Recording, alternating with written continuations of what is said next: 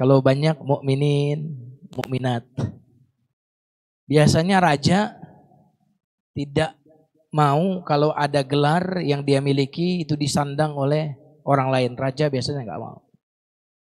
Nggak boleh ada gelar yang memakai gelar saya. Biasanya raja seperti itu. Tapi Allah Malikul Mulk, dia rajanya raja. Walau demikian dia menamakan yang beriman kepadanya dengan namanya, dengan sifatnya, yaitu Al-Mu'min. Jadi Al-Mu'min kita, dan Allah pun menamakan dirinya Al-Mu'min. Subhanallah. Nah jamaah sekalian yang dimuliakan Allah, secara sederhana nama Allah Mu'min adalah yang maha mengaruniakan keamanan. Dari kata aman, ya. Mu'min berarti memberikan keamanan. Nah di dalam Al-Quran nama Allah Al-Mu'min ini disebut sekali, yaitu di surat Al-Hasyr ayat 23. Huwallahu alladzi la ilaha illahu. Al-Malik sudah kita bahas.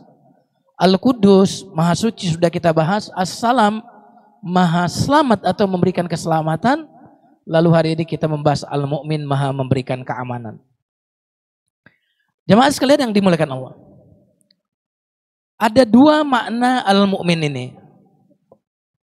Yang pertama, Al-Mu'min artinya at-tasdiq, percaya atau membenarkan. Seperti kita disebut mukmin karena kita membenarkan Allah, membenarkan Al-Quran, membenarkan malaikat, rukun iman kita benarkan, maka kita disebut mukmin. Dan di dalam Al-Quran kita lihat kata Al-Mu'min ini yang seakar dengannya ketika saudara-saudara Yusuf merayu ayahnya agar membiarkan Yusuf bermain bersama mereka. Kata mereka merayu ayahnya, qalu ya abana, wahai ayah kami, inna dhahabna, kami tadi pergi, nastabiku, berlomba, karena kan mereka ingin mencelakakan Yusuf. Lalu mereka merekayasa bikin berita hoax kalau Nabi Yusuf itu dimakan serigala. Pas mendatangi ayahnya mereka mengatakan, ya abana, wahai ayah kami, inna dhahabna, kami pergi, nastabiku, berlomba. Berarti boleh dong perlombaan. Ini anaknya Nabi Yusuf, anaknya Nabi Yakub, ini berlomba. Wa tarakna Yusufa inda mata'ina, dan kami tinggalkan Yusuf untuk menjaga barang-barang kami. Kami yang berlomba, Yusuf jaga barang karena masih kecil. Fa akalahu dzi'bu, lalu Yusuf dimakan serigala. Wa ma anta bimu'min, tuh. Engkau tidak beriman, tidak akan mempercayai kami, tidak akan membenarkan kami, walau kunna shadiqin, meskipun kami termasuk orang-orang yang benar. Kata mukmin di sini artinya apa? Membenarkan. Ma, tidak, bimu'min, tidak membenarkan, tidak percaya kepada kami. Nah dari sini kata mukmin arti yang pertama artinya percaya atau membenarkan. Nanti kita akan jelaskan. Arti yang kedua dari al-mu'min adalah aman. Allah berfirman dalam surat Quraisy, alladzi at'amahum min ju'in wa amanahum min khauf. Yang telah memberikan makan dari rasa lapar. Wah, ini ekonomi. Wa amanahum dari kata mukmin, aman, mukmin, amanah dari kata aman, mukmin. Dan memberikan aman rasa dari ketakutan. Di sini digabungkan antara ekonomi dengan keamanan, ya kan? Benar nggak? Kalau ekonomi terganggu, keamanan pun terganggu. Kalau keamanan terganggu, ekonomi pun terganggu. Maka investor dari luar itu sangat melihat keamanan di negeri tersebut. Kira-kira aman nggak investasi di sana? Kalau aman, ya kan? Insya Allah ekonomi makmur. Ekonomi makmur, insya Allah aman. Kalau nggak aman berarti ekonomi rakyatnya bermasalah, ya kan? Dan dikaitkan dengan falyabudu, beribadahlah, falyabudu rabb hadzal bait, beribadahlah kepada yang menjaga Ka'bah itu, yang telah memberikan makan dari lapar, memberikan aman dari rasa takut. Ibadah dikaitkan dengan kenyang dari lapar, aman dari takut. Kenapa? Susah ibadah kalau nggak ada ini, bener nggak? Kan? Rasa takut, nggak bisa ibadah. Ya, ekonomi bermasalah, sibuk cari uang, nggak sempat ibadah. Nah, jamaah sekalian yang dimuliakan Allah. Maka al-mu'min dari kata amanah. Amina, amanah, yang artinya yang pertama membenarkan, yang kedua adalah aman. Nah, mari kita lihat al-mu'min dalam konteks Asmaul Husna. Oke. Apa makna nama Allah al-mu'min? Yang pertama artinya percaya, membenarkan. Maksudnya apa sih Allah membenarkan? Yang pertama jamaah sekalian, Allah membenarkan ketauhidan dirinya. Allah membenarkan bahwa dia Tuhan, aku Tuhan. Ini penting loh. Tuhan itu harus mengatakan aku ini Tuhan. Karena ada Tuhan di agama sebelah, dicari-cari di kitab mereka, tuh Tuhan gak pernah bilang saya Tuhan. Gak usah saya sebut ya, agama tetangganya gak perlu saya sebut. Maka Dr. Zakir Naik misalkan, Dondi Tan misalkan, antum cari, coba cari di mana Nabi Isa itu ngaku Tuhan di kitab kalian. Karena semua pencipta pasti akan bangga, akulah penciptanya, made in China, made in Jerman, ya kan gitu, bener gak? Tidak ada pencipta yang tidak memberitahukan bahwa akulah pencipta. Coba sebutkan di kitab kalian yang berkata bahwa Isa mengatakan, akulah Tuhan dan sembahlah aku. Wow.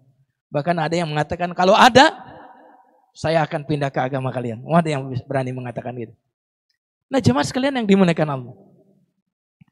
Yang ada justru di kitab mereka, sembahlah Allah saja, yang Maha Esa. Maka di Al-Quran Allah mukmin, Allah tahu, Allah membenarkan dirinya adalah Tuhan. Makanya dalam konteks syahadat, di Quran itu yang bersyahadat itu 3. Yang tidak termasuk 3 ini, syahadatnya nggak diakuin. Apa itu jamaah sekalian? Mudah-mudahan ada terjemahnya. Kalau nggak ada terjemahnya kita terjemahin. Surat Ali Imran ayat 18. Syahidallah. Allah bersaksi. Syahadat. Berarti yang bersyahadat pertama siapa? Allah. Bahwa annahu, bahwa sesungguhnya dia la ilaha illahu, tidak ada sesembahan yang berhak disembah melainkan dia. Itu yang bersyahadat pertama Allah. Syahadatuz zat lizzat gitu. Yang kedua wal malaikah, malaikat pun bersyahadat. Berarti yang kedua yang bersyahadat siapa? Malaikat. Kita bukan Allah, bukan malaikat, berarti nggak kemasuk 2 ini kita. Ya kan? Wa ulul ilmi, orang yang berilmu. Berarti syahadat yang kedua siapa? Orang yang berilmu. Makanya afdaluz zikri, yang keras, afdaluz zikri fa'lam, seagung-agungnya zikir, fa'lam, maka ketahuilah. Wa'lamu, ketahuilah. Berarti orang itu kalau syahadatnya diterima kalau didasari oleh ilmu. Contohnya apa? Burung beo disuruh syahadat, bisa nggak? Bisa nggak? Syahadatnya diterima nggak? Nggak diterima. Kenapa? Karena tidak didasari oleh ilmu. Syahadat yang ikut-ikutan tuh nggak diterima. Tapi syahadat yang didasari oleh ilmu. Nah, syahadat yang direkomendasi oleh Allah adalah syahadatnya orang-orang yang berilmu. Karena Allah itu jamaah sekalian diketahui dengan ilmu, diingat dengan ilmu, diibadahi dengan ilmu, diagungkan dengan ilmu. Betul nggak? Nah, jamaah sekalian yang dimuliakan Allah.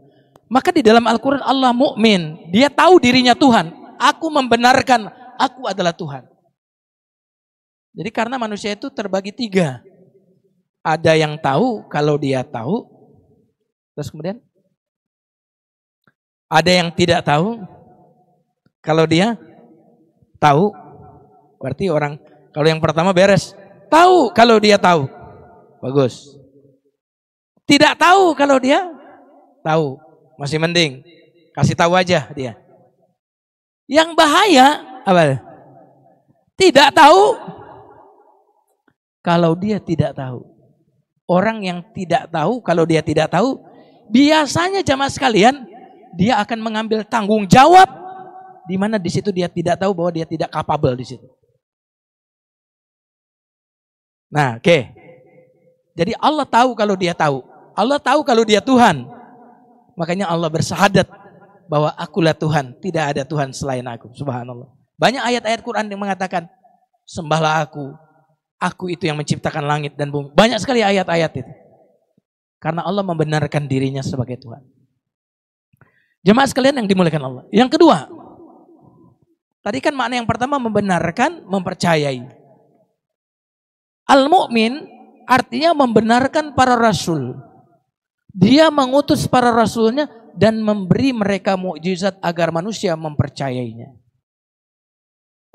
Allah mukmin membenarkan. Maka ketika Allah mengutus rasul, kan rasul bilang aku rasul, kan manusia belum tentu percaya. Maka jemaah sekalian, agar manusia membenarkan bahwa ini rasul, bahwa ini utusan Allah, maka Allah kasih mukjizat kepada rasul ini. Subhanallah. Sebagai bentuk bahwa Allah membenarkan rasulnya. Dan yang menarik jemaah sekalian, tidak ada rasul kecuali ada mukjizat. Berarti kalau ada orang gak percaya, bukan karena tidak ada bukti kebenaran, tapi karena apa? Ngeyel. Coba dulu. Masyarakat dulu meminta mukjizat yang gak masuk akal. Ya Muhammad, kalau benar engkau bisa nabi, kamu bisa belah bulan enggak? Itu kira-kira mau cari kebenaran atau mau ngejek itu? Halo? Mau ngejek atau mencari kebenaran? Ngejek. Maka ketika terbelah bulan, mereka pun tidak beriman, jemaah sekalian. Jadi jangan pernah kita mengharap, oh kalau aku hidup di zaman Nabi, kayaknya indah banget. Iya kalau kita jadi Abu Bakar. Kalau jadi Abi Lahab, Abu Jahal, Abu Gosok. Karena Nabi itu loh, kayak kita loh. Beliau makan, beliau ke pasar, kira-kira gitu. Beliau juga bisa marah, bisa sedih, bisa sakit. Coba lihat. Maka mereka meminta mukjizat, maka Allah kirim mukjizat. Yang menarik jemaah sekalian, yang dimuliakan Allah. Kalau Nabi Musa, kitabnya apa? Taurat. Mukjizatnya apa? Tongkat. Berarti Taurat itu bukan mukjizat. Makanya karena bukan mukjizat, mana kitab Taurat sekarang? Ada. Nabi Isa kitabnya apa? Injil. Mukjizatnya menghidupkan orang mati dengan izin Allah kalau di Quran. Jadi di dalam Al-Quran, wa idz takhluqu minat tin ka hayatit tayri fatanfukhu fiha fatakunu tayran bi izni wa tubri'ul aqmaha wal abrasa bi izni wa idz tukhrijul mauta bi izni. Nabi Musa itu selalu mukjizatnya disebutkan dengan izinku. Berarti Injil mukjizat atau bukan? Enggak usah ragu-ragu, enggak ada ulama yang mengatakan Injil itu mukjizat, enggak ada. Subhanallah. Makanya jamaah sekalian, yang bisa mengimani Nabi Musa, Nabi Isa, hanya yang bisa melihat mukjizatnya di zaman itu. Orang sekarang kita mau ngajak dia beriman kepada Nabi Musa, nggak ngelihat mukjizatnya, susah. Maka karena syariat Nabi Musa, syariat Nabi Isa itu terbatas pada waktu, maka mukjizatnya pun nggak abadi. Mukjizatnya hanya bisa dilihat oleh orang yang sezaman dengan beliau. Apa kitab yang diturunkan kepada Nabi Muhammad jemaah sekalian? Al-Quran. Apa mukjizatnya Nabi Muhammad? Nabi Muhammad punya mukjizat yang lain ya, membelah bulan, keluar air dari jemari beliau, betul ya? Tapi itu mukjizat yang sekunder sifatnya. Mukjizat terbesar Nabi Muhammad itu apa? Al-Quran jemaah sekalian. Kenapa?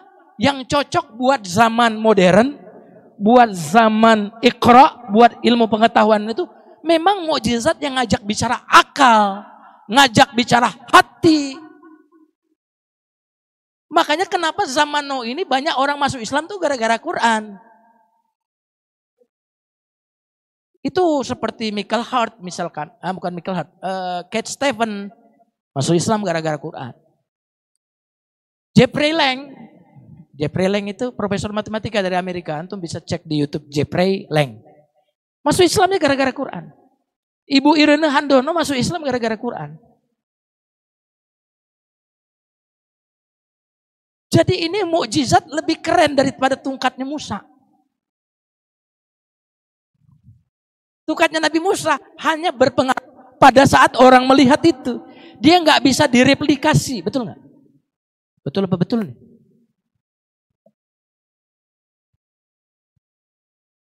Makanya jamaah sekalian, kalau umat Islam kok nggak tergugah dengan Quran, waduh, parah itu.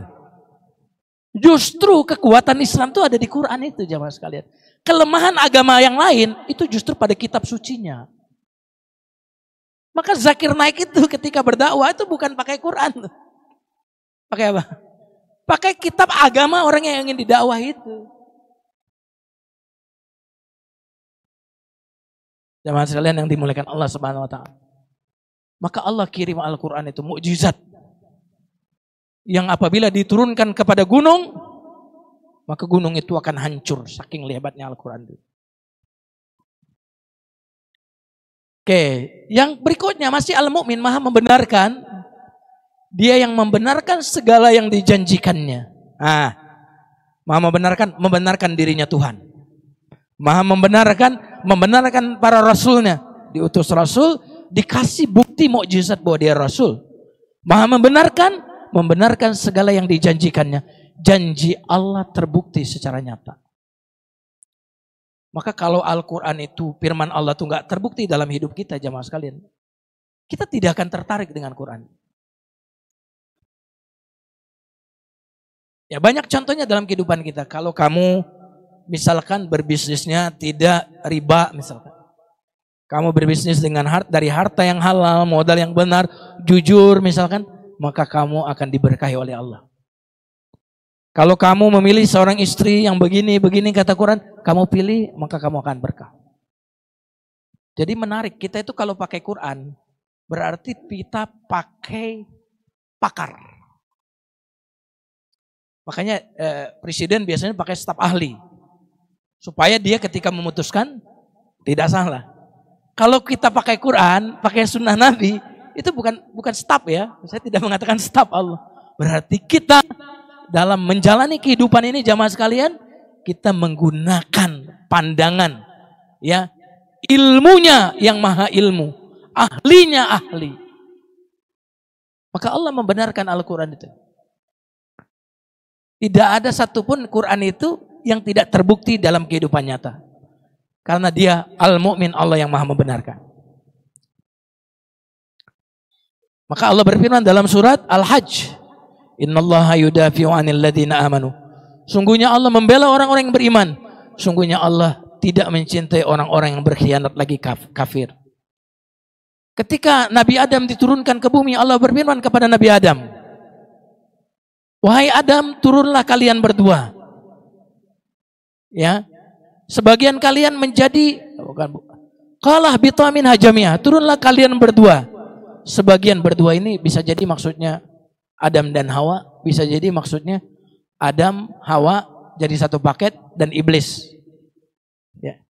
Sebagian kalian adalah musuh. Perhatikan ayat ini.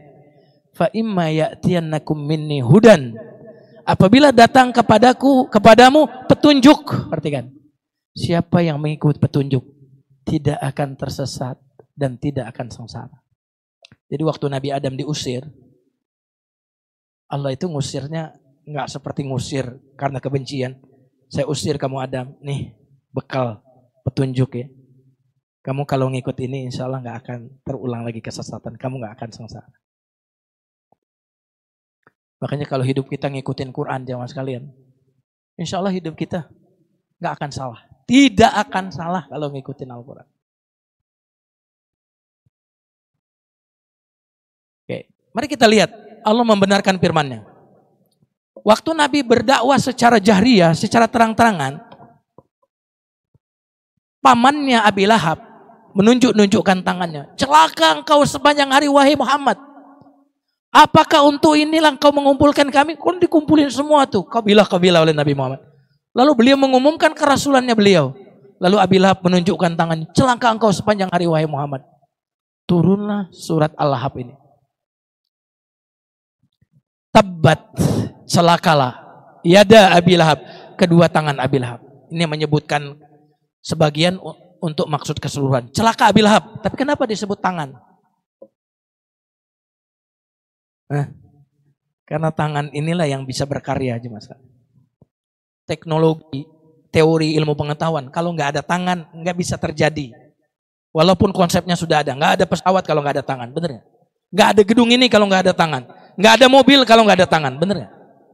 Coba bayangkan manusia sangat pintar tapi tak ada tangan, tak ada kemajuan. Maka disebut sebagian celaka Abi Lahab, watab benar-benar celaka. Hartanya dan anaknya tidak akan bisa menolongnya, dan dia akan masuk neraka yang menyala-nyala. Dan istrinya pun juga masuk neraka, pembawa kayu bakar. Di lehernya istrinya ada tali dari untuk tali kapal itu.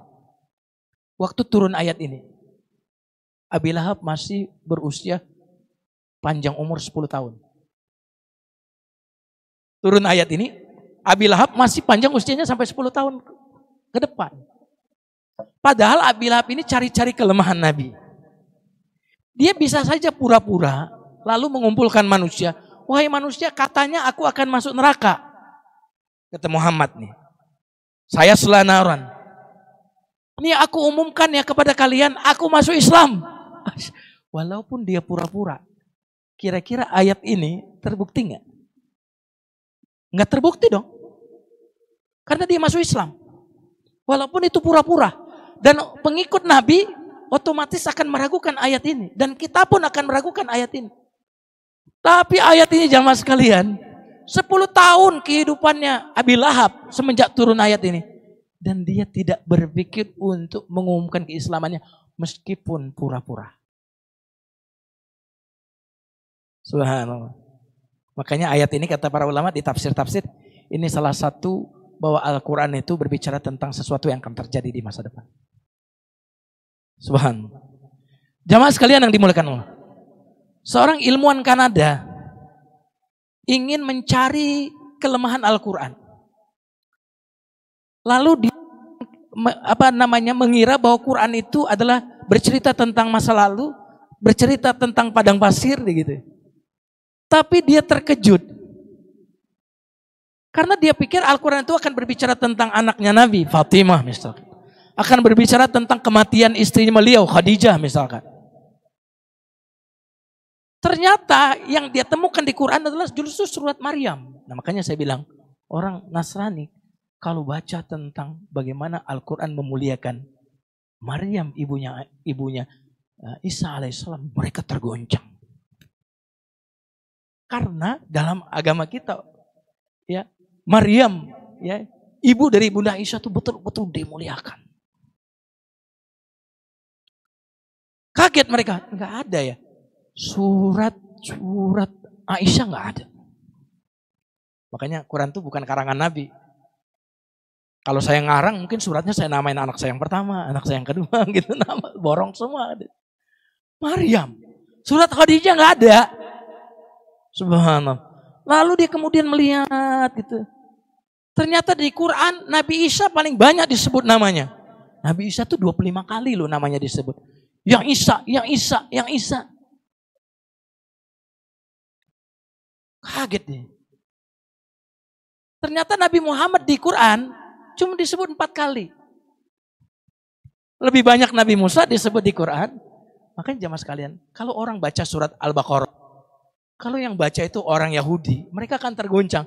Karena seolah-olah surat itu diturunkan untuk agama Yahudi. Coba, ya Musa, ya Musa. Kalau baca surat Al-Ma'idah, surat Ali Imran, kalau yang baca Nasrani akan tergoncang jemaah sekalian.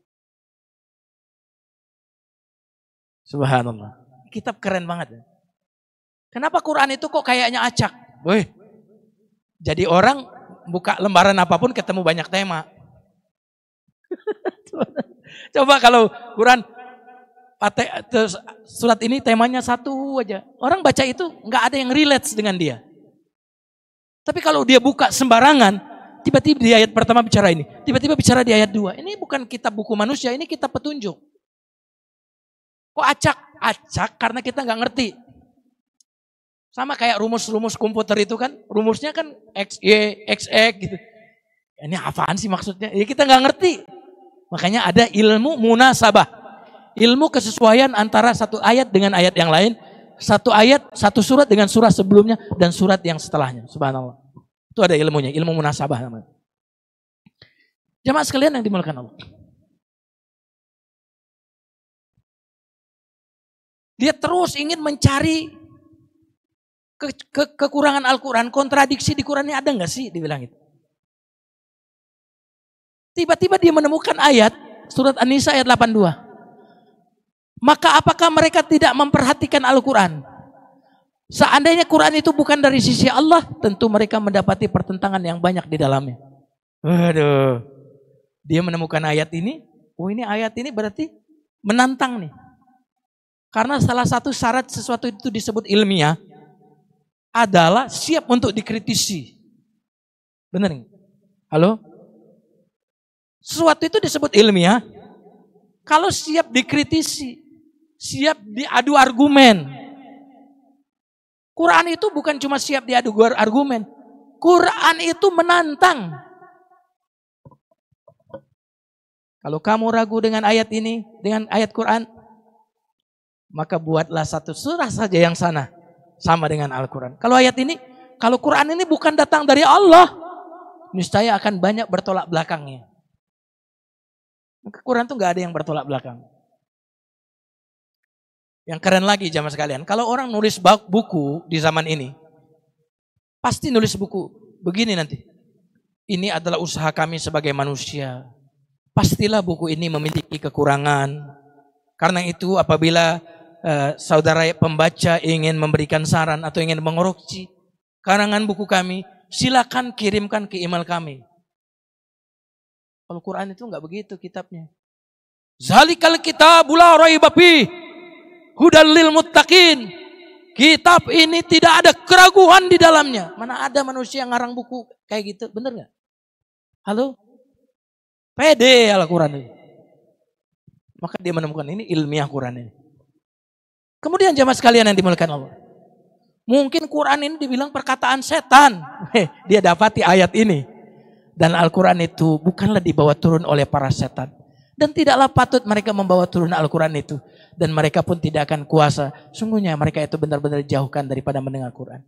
Makanya nggak mungkin dong setan ngarang kitab. Lalu dia mengisi apabila membaca Quran kata setan maka berlindunglah dari aku. Mana ada begitu?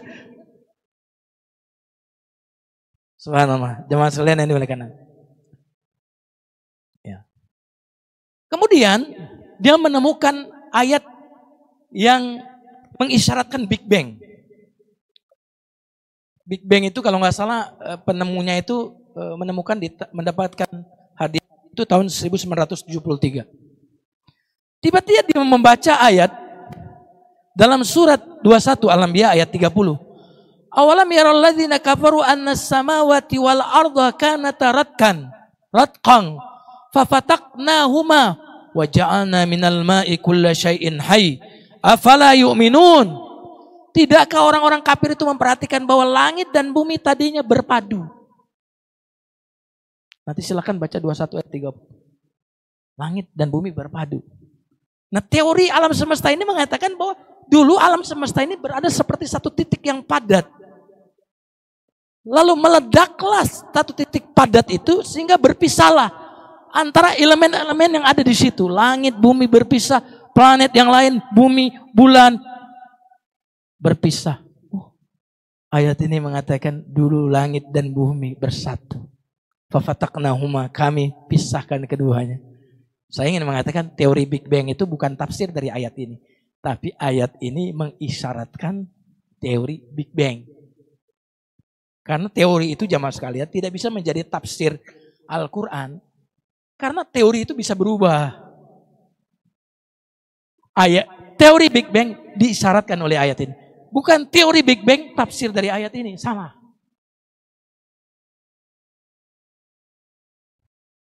Wa ja'alna minal ma'i kulla syai'in hayy.